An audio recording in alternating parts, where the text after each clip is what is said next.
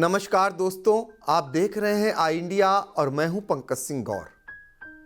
विधानसभा के होने वाले चुनाव की हर एक छोटी बड़ी खबर आपको सबसे पहले सबसे ऑथेंटिक तरीके से आई इंडिया पहुंचा रहा है। इसी कड़ी में आज हम आपको 3 की गणित में सीतापुर की सियासत कैसे उलझ कर रह गई है, इसको बताएंगे। तो शुरुआत करेंगे भारतीय जनता पार्टी की। केंद्र और प्रदेश में सरकार है, दावा है कि उसका संगठन विश्व में सबसे बड़ा है, यानी सबसे ज्यादा कार्यकर्ताओं वाली पार्टी भारतीय जनता पार्टी है।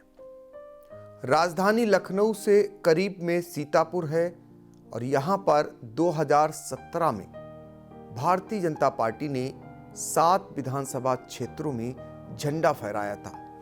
पार्टी के 4 सांसद हैं। सीतापुर में चूंकि 4 सीटें आती हैं, एक संपूर्ण सीट है सीतापुर की जहां से राजेश वर्मा सांसद हैं। इसके अलावा धौरहरा सीट है जिसकी 2 विधानसभा क्षेत्र सीतापुर में पड़ते हैं, 3 विधानसभा क्षेत्र लखीमपुर में हैं। वहां से सांसद रेखा अरुण वर्मा हैं जो भारतीय जनता पार्टी की राष्ट्रीय उपाध्यक्ष हैं। इसके अलावा मोहनलालगंज है जिसकी 1 विधानसभा सीतापुर में पड़ती है, सिधौली। वहां से सांसद कौशल किशोर केंद्रीय मंत्री हैं और 3 बार सांसद चुने जाने वाले अशोक रावत मिश्रिक लोकसभा क्षेत्र से सांसद हैं जिसकी 1 विधानसभा सीतापुर में पड़ती है। हमने इसलिए बताया कि पूरा जिला भाजपामय है और भारतीय जनता पार्टी में 3 सीटों पर 3 की गणित की बात आज कर रहे हैं। 3 ऐसी सीटें हैं जहां पर जिताऊ प्रत्याशी की तलाश कर रही है भारतीय जनता पार्टी। यहां पर बहुत कुछ ऐसी संभावनाएं भी बनती जा रही हैं कि पैरासूट प्रत्याशी उतारे जा सकते हैं। पिछले चुनाव में भी भारतीय जनता पार्टी ने ऐसा किया था, इस बार भी। और सबसे महत्वपूर्ण बात यह है कि सदर विधानसभा क्षेत्र जहां पर अब पार्टी को एक जिताऊ प्रत्याशी की तलाश जारी है, यहां पर मंथन चल रहा है। लंबी चौड़ी लिस्ट भारतीय जनता पार्टी से टिकट पाने वालों की लगी हुई है, लेकिन भारतीय जनता पार्टी चूंकि ये चाह रही है कि यहां पर इस सीट को कि उनके विधायक राकेश राठौर ने झटका दे करके उन्हें 1 सीट उनसे चुनाव पूर्व ही छीन ली गई है, एक समान, उसको वापस पाना है। लिहाजा ऐसा कोई मजबूत प्रत्याशी आए जो जीत कर लाए, इस पर मंथन चल रहा है। इसके अलावा अगर बात करें सिधौली विधानसभा क्षेत्र, यहां पर 42 सालों से भारतीय जनता पार्टी कमल खिलाने के लिए बेताब है। पिछले चुनाव में 3रे स्थान पर रही थी तब भाजपा, जब देश और प्रदेश में भाजपा की आंधी चल रही थी। यहां भी एक अदद जिताऊ कैंडिडेट की तलाश है। भारतीय जनता पार्टी को समझ में नहीं आ रहा है कि कहां से प्रत्याशी लाए और किसे यहां पर सिधौली में लड़ाए।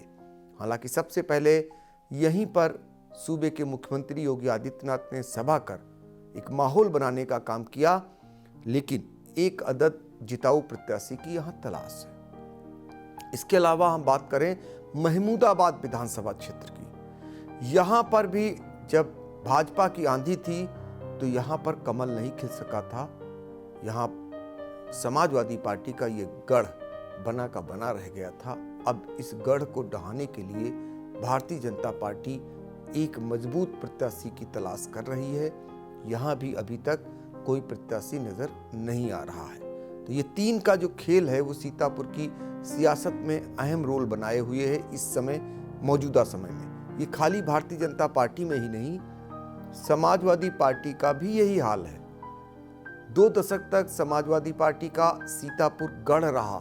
यहां हमेशा 7, 5, 6 विधायक जीतते रहे हैं। 2017 में जरूर भाजपा की ऐसी आंधी चली कि सिर्फ 1 विधायक जीत सका था समाजवादी पार्टी का, लेकिन अब एक बार फिर से जब समाजवादी पार्टी टक्कर देती नजर आ रही है भारतीय जनता पार्टी को, तो 3 सीटें उसके लिए भी मुश्किलें बनी हुई हैं, जहां पर प्रत्याशी चयन भारतीय जनता समाजवादी पार्टी कैसे करे, ये समझ में नहीं आ रहा है। क्यों?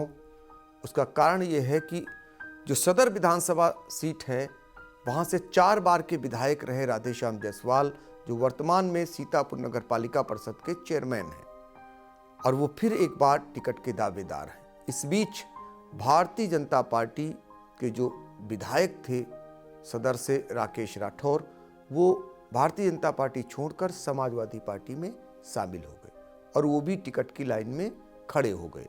अब यहाँ पर राधेश्याम जायसवाल और राकेश राठौर के बीच टिकट को लेकर एक द्वंद्व चल रहा है। समाजवादी पार्टी को समझ में नहीं आ रहा है कि किसको टिकट दे। वो दोनों दावे कर रहे हैं कि उन्हें टिकट मिलेगा, दोनों लोग प्रचार कर रहे हैं, और ऐसे में समाजवादी पार्टी के जो लोग हैं वो 2 धड़ों में कहीं बटे हुए नजर आ रहे हैं। समाजवादी पार्टी की बात कर रहे हैं तो उसके सामने दूसरी विधानसभा क्षेत्र है सिधौली। वहां भी वही नौबत तैयार है जो नौबत सदर विधानसभा क्षेत्र में है।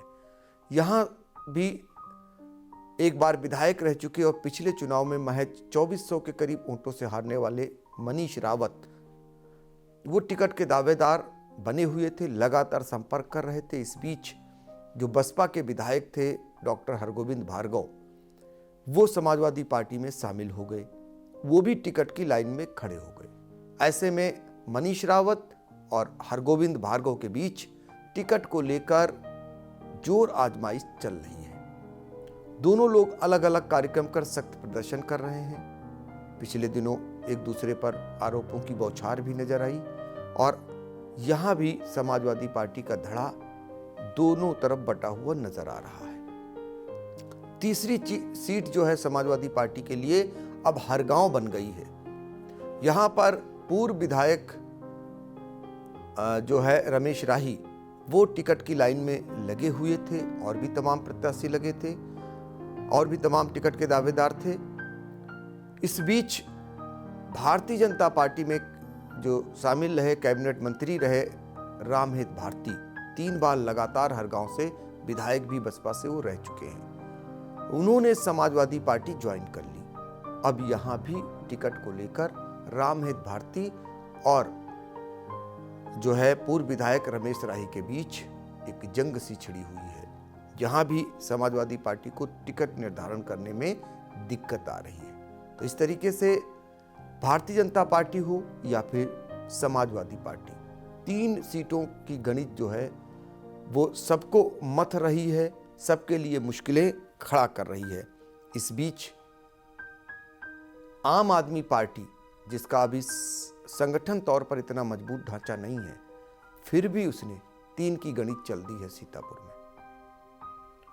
9 विधानसभाओं वाले सीतापुर में 3 विधानसभा क्षेत्र ऐसे हैं, सदर, महोली और मिश्रिक।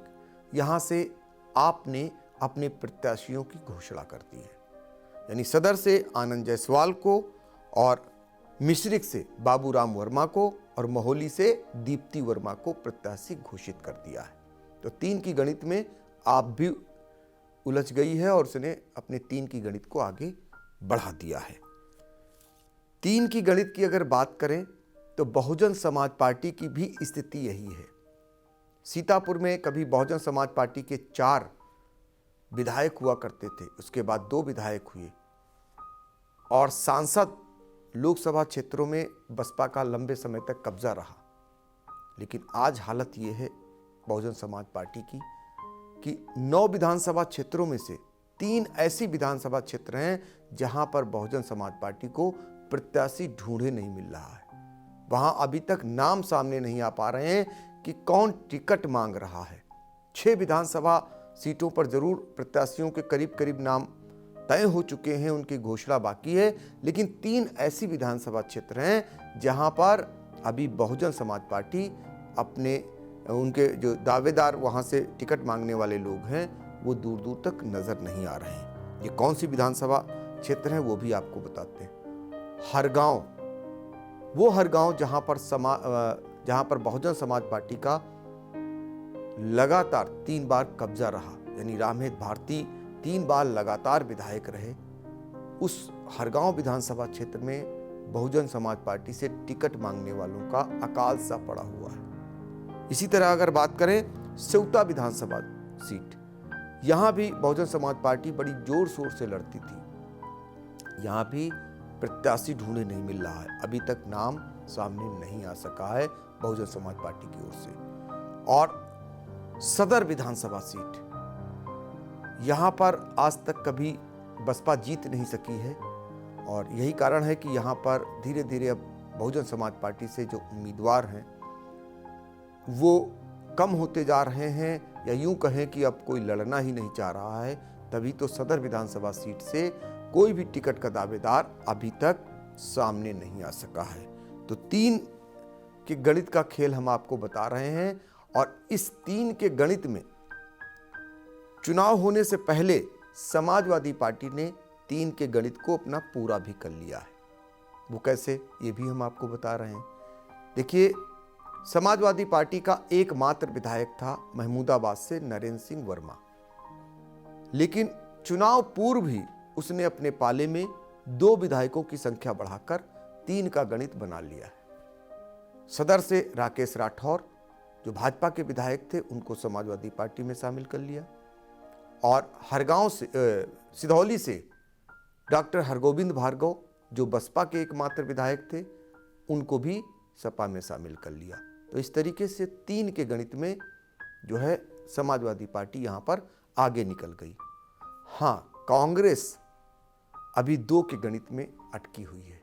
कहने का मतलब ये है कि 9 विधानसभा क्षेत्र वाले सीतापुर जनपद में 2 विधानसभा सीटों पर ही कांग्रेस अपने प्रत्याशियों की घोषणा कर सकी है। यह अलग बात है कि प्रत्याशियों की घोषणा में वो सबसे आगे निकल गई है। जिन 2 विधानसभा क्षेत्रों में पार्टी प्रत्याशियों की घोषणा की है उनमें सदर से समीना सफीक और बिस्वा से अभिनव भार्गव उर्फ राजा भार्गव के नामों की घोषणा कांग्रेस ने कर दी है। तो सीतापुर की सियासत में 3 का गणित सभी को उलझाए हुए है और इस उलझन को कौन दूर करा पाता है, कौन कर पाता है, ये फिलहाल समय बताएगा। लेकिन जैसे ही इसमें कुछ और इजाफा होता है, कुछ और निकल करके आता है, हम एक बार फिर आपसे जरूर रूबरू होंगे।